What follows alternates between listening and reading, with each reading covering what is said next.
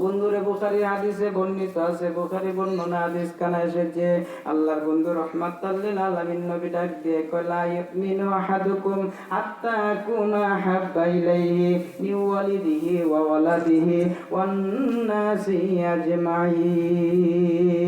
নবী কয় তোমাদের মধ্যে কেউ মুমিন হতে পারবে না, কেউ মুমিন হতে পারবে না যতক্ষণ পর্যন্ত আমি নবী না হই তোমার নিকট ভালোবাসার বিষয়। সুবহানাল্লাহ। কোন লা ইউমিনু আহাদুকুম হাত্তা আকুনা হাব্বা ইলাইহি মাহফিলা যতক্ষণ পর্যন্ত তোমার কাছে আমি নবী ভালোবাসার পাত্র না হব, মিন ওয়ালিদিহি তোমার মা বাবার চাইতে বেশি, সুবহানাল্লাহ, ওয়া ওয়ালাদিহি তোমার সন্তানের চাইতে বেশি, ওয়ান নাসি আজমাইন দুনিয়ার অন্যান্য যাবতীয় মানুষের চাইতে। সে ভাইও হতে পারে, বন্ধু হতে পারে, স্ত্রীও হতে পারে। আল্লাহর বন্ধু রাহমাতাল লিল আলামিন নবীজি বললেন যতক্ষণ পর্যন্ত আমি নবী তোমার কাছে তোমার মা বাবা, তোমার সন্তান সন্ততি, অন্যান্য মানুষ, দুনিয়ার সমস্ত মানুষের চাইতে যতক্ষণ পর্যন্ত আমি নবীকে তুমি বেশি ভালো না বাসবা ততক্ষণ পর্যন্ত ঈমানদার হতে পারবা না।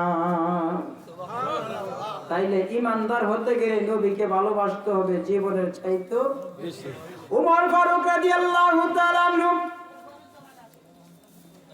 আল্লাহর হাবিব রাসূলুল্লাহ সাল্লাল্লাহু আলাইহি সাল্লামের কাছে এসে কয়, ইয়া রাসূলুল্লাহ, আমি আপনার আমার মা বাবার চাইতে বেশি ভালোবাসি, আমার সন্তানের চাইতে বেশি ভালোবাসি, আমার স্ত্রী পুত্র যা আছে দুনিয়ার সকল মানুষের চাইতে বেশি ভালোবাসি, কিন্তু গো নবী আমার জীবনের চাইতে বেশি ভালোবাসি না।